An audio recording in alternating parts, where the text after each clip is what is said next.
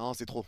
Non, la vérité, là, c'est trop. Pour tout vous dire, là, je fixe l'écran depuis tout à l'heure et je me dis, mais qu'est-ce que je vais dire en fait? Parce que j'ai même pas l'énergie de dire quoi que ce soit. Quand je vois, en fait, ce match, il m'a pompé toute mon énergie, mais pas parce qu'il m'a fait hurler, pas parce qu'il m'a fait vivre des émotions, juste parce que il était nul. Match nul du Paris Saint-Germain ce soir, un but partout face à l'OGC Nice. Encore plus scandaleux que le match nul ce soir contre un adversaire dont tu es normalement 100 fois supérieur. C'est dramatique la prestation que tu as montrée ce soir. Non seulement j'ai l'impression que le coach se fout de la gueule des supporters, mais aussi de ses dirigeants qui lui ont fait confiance, en plus d'être arrogant, mais ça ne marche pas pour lui, en plus d'être très autoritaire, mais ça ne se montre pas sur le terrain, c'est pas efficace. Quand tu vois la prestation de ce soir, ce match nul pourri que tu ramènes après une première mi-temps catastrophique. Déjà, ce qui m'a saoulé, c'est qu'on a joué une mi-temps sur deux, la putain de sa mère. On a joué une mi-temps sur deux. À la première mi-temps, on est claqué, on est nul, on est à chier, on pue, on schlingue, tout ce que tu veux. Deuxième mi-temps, on est bon, mais ça n'a pas suffi. Encore un match insipide de la part du PSG de Luis Enrique ce soir. La deuxième mi-temps est meilleure que la première. Vous me direz, c'est pas bien compliqué. Et les Niçois accusent aussi le coup physiquement. Ils ont eu 48 heures en moins en matière de récupération cette semaine avec les Coupes d'Europe. Et c'est pas pour autant que le PSG se créait des occasions très très franches sur la fin de match, à part les frappes de loin. Bon, on n'a pas vraiment acculé notre adversaire, poussé jusqu'au bout. Et même dans le temps additionnel, il y a plein d'actions frustrantes où personne ne veut prendre le risque de faire cette passe un petit peu dangereuse qui va casser les lignes, qui va mettre sur orbite un partenaire. Bon, des frappes de loin, c'est vrai, ça pourrait être mis du côté positif parce que sur le match nul qu'on fait à Reims, on disait oui, le PSG face au bloc bas ne tire pas assez de loin. Là, ce soir, ça n'a pas été le cas et en plus, on marque.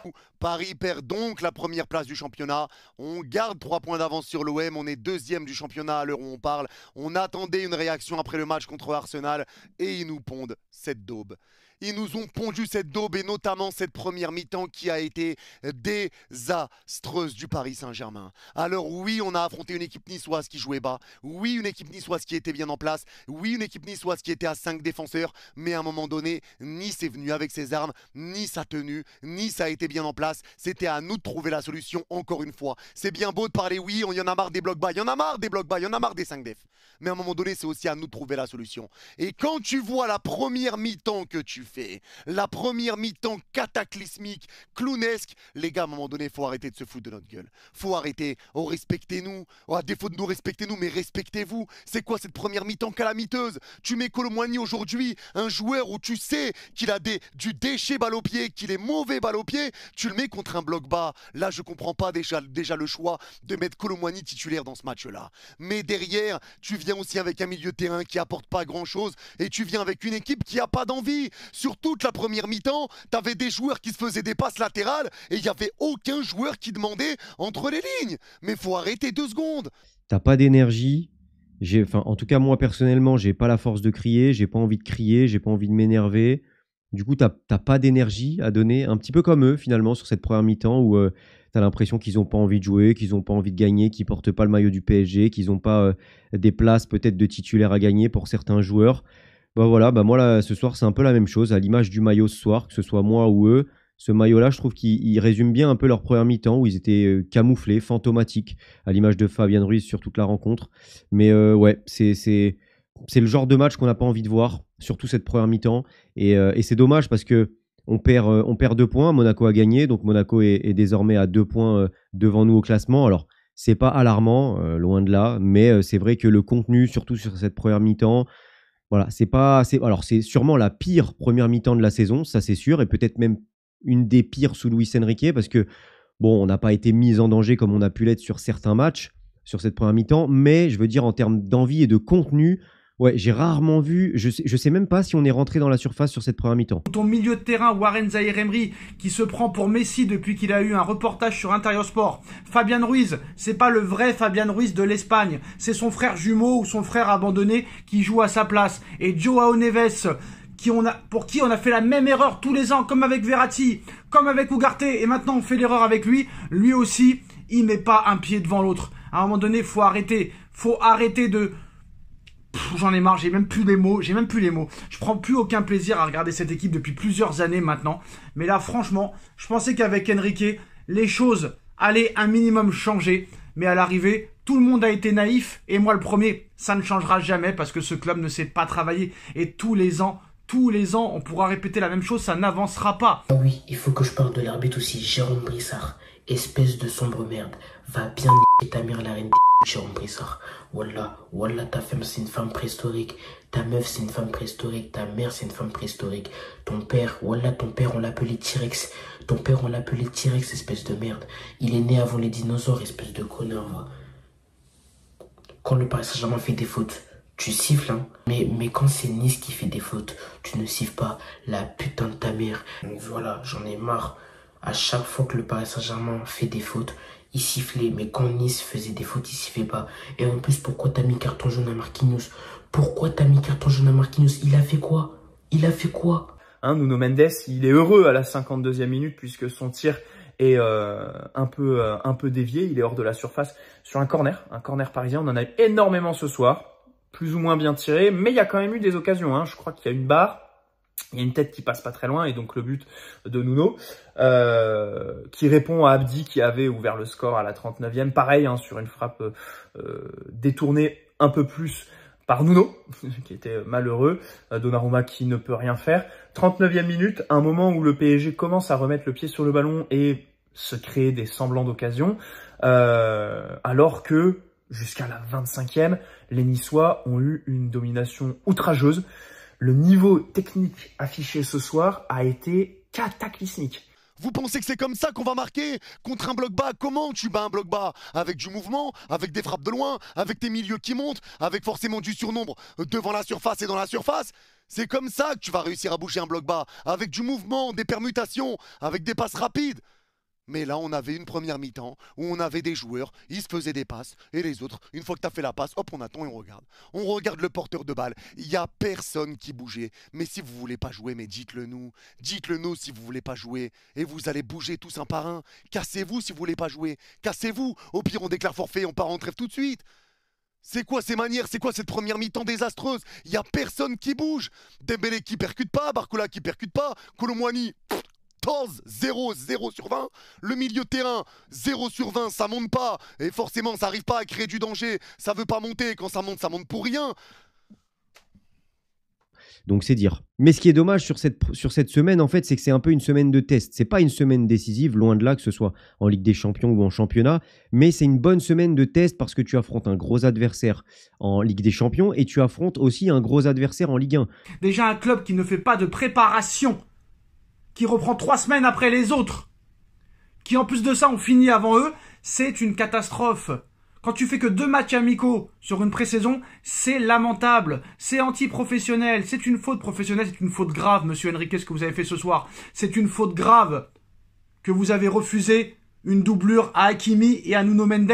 Et maintenant tu peux pleurer parce que Hakimi et Nuno Mendes sont les 2 meilleurs joueurs que tu as à ta disposition à l'heure actuelle. Ce soir, à part Nuno, qui est buteur pour l'égalisation, et à part Achraf Hakimi, c'est les 2 seuls qui sont au niveau dans cette équipe. Achraf Hakimi, il s'est pris un tacle de zinzin. Et c'est lui qui se prend la faute. Mais c'est le monde à l'envers, en fait. C'est le monde à l'envers, les gars. Là, j'ai juste envie de casser un truc, mais je me calme. Mais c'est le monde à l'envers. Et il n'y en a pas un pour rattraper l'autre. La première mi-temps, elle est vraiment très très inquiétante dans cette dimension-là parce que voilà, Luis Enrique, bon, le 11 qu'il met ce soir, je vais pas vous mentir, c'est celui que je voulais dans l'avant-match hier. Avant le match, je me dis, bon, c'est la compo parfaite, on donne des minutes à Kolo Muani, on va voir ce que ça fait.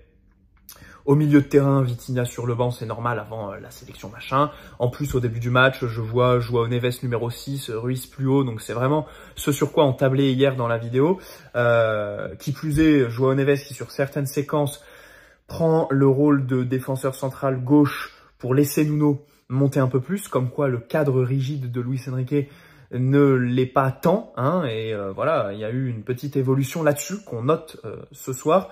Moi, je comprends pas. La première mi-temps que tu fais est cataclysmique. Et ça, c'est pas normal. Et même Barcola le dit. Sur la première mi-temps, il y avait un manque d'envie. Un manque d'envie. Et c'est normal d'avoir un manque d'envie.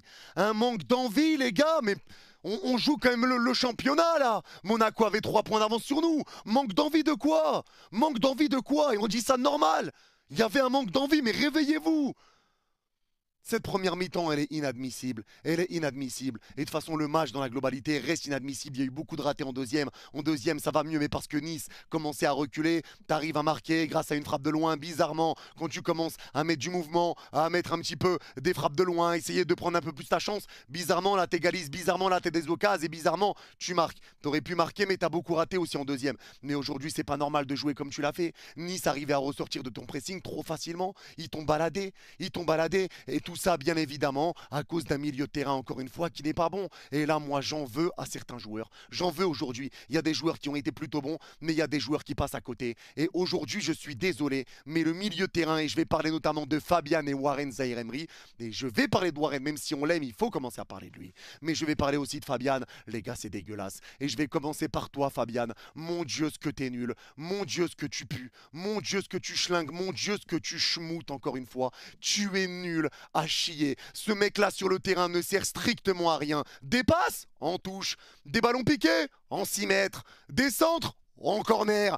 Faut arrêter. Tu cherches quoi en fait? Tu cherches quoi? Que des passes en retrait, aucun jeu vers l'avant. Quand tu joues vers l'avant, tu rends le ballon aux adversaires. Ton pressing, un placement aléatoire du pressing, ça resserre facilement. On sait même pas ce qu'il presse. On sait même pas ce qu'il se presse. Il est là, le ballon passe à côté de lui. Ça laisse un trou au milieu de terrain. Il monte pour rien, des frappes, il oublie la balle. Mais on jouait à 10 ce soir. Vous le savez, dans mes prédictions de Ligue 1, j'en avais parlé. Attention à Nice cette saison, il y a une belle équipe. Je pense qu'on l'a vu ce soir, même si bon, évidemment, elle a mis son bloc 5-4-1 habituel que toutes les équipes mettent face au Paris Saint-Germain, évidemment, et ça nous a une nouvelle fois posé des problèmes, mais ils ont quand même fait un bon match, et surtout, ils ont eu des velléités offensives, ils nous ont posé des soucis devant, à l'image de cette première mi-temps, où ils méritent largement de retourner au vestiaire avec ce 1-0, parce qu'ils ont eu des occasions franches, Donnarumma a fait 2-3 gros arrêts, ils nous ont mis en difficulté défensivement, notamment dans le dos de Nuno Mendes, notamment sur les 15 premières minutes, même Pacho et Marquinhos qu'on a senti un peu en difficulté aussi, un petit peu en retard sur certains duels. Donc, bon, j'ai même pas fait le jingle, mais bon, c'est pas grave, mais bref. Le milieu de terrain a complètement coulé, surtout en première mi-temps. Le nombre de ballons perdus du trio Neves, Ruiz, Warren Zaïre-Emery, c'est terrible. Contre Nice en plus de ça. N'oublions pas que Nice a joué jeudi soir à la Lazio et ils en ont pris 4. Paris a eu 48 heures de récupération en plus. Paris a joué mardi soir contre Arsenal. Nice a joué jeudi soir à la Lazio et ils en ont pris 4 en plus de ça. Vous vous rendez compte que Monaco a joué mercredi à Zagreb, un jour après le PSG, et a joué hier, un jour avant le PSG. C'est-à-dire que Monaco a joué 24 heures après Paris et a joué 24 heures avant Paris pour le match championnat. Et Monaco a gagné. Monaco ont posé leurs couilles et ils ont gagné. En plus de ça, on est avantagé par le calendrier. Tout est fait pour qu'on gagne et tu ne gagnes pas. Et non seulement tu ne gagnes pas, mais tu ne proposes rien. Strictement rien. Le jeu est complètement stéréotypé. C'est catastrophique. Fabien Ruiz, tu pues la merde, Fabien Ruiz. Tu pues, tu schlingues. Tu as fait caca partout. T'as même fait caca sur ta tête, espèce de merde. Fabien Ruiz, tu pues ta race. Voilà, tes passes, ils sont nuls. Même quand tu cours, t'es nul, la vérité. Même quand tu fais des saltos, t'es nul. Même quand tu fais caca, t'es nul, espèce de nul. Mais je trouve que Luis Enrique, globalement, quand il y a quelque chose qui monte un peu dans les médias ou chez les supporters, il finit quand même par le faire. Ça m'a fait penser à la titularisation de Gonzalo Ramos en demi-finale retour de Ligue des Champions. Ça faisait des semaines que tout le monde l'attendait. Il le faisait pas, il s'entêtait. Alors, à quel point c'est sous l'influence de ce qui se dit dans les médias et sur les réseaux sociaux, ou alors tout simplement de la bonne foi, hein, parce que si tout le monde le voit, c'est peut-être parce que c'est une évidence. Tu n'as pas le droit de venir et de pas avoir de mouvement. Tu n'as pas le droit de venir et de sortir un match pareil, en tout cas une première mi-temps pareil. Ça, c'est pas normal. Ça, c'est pas normal et il va aussi falloir régler le problème de l'efficacité.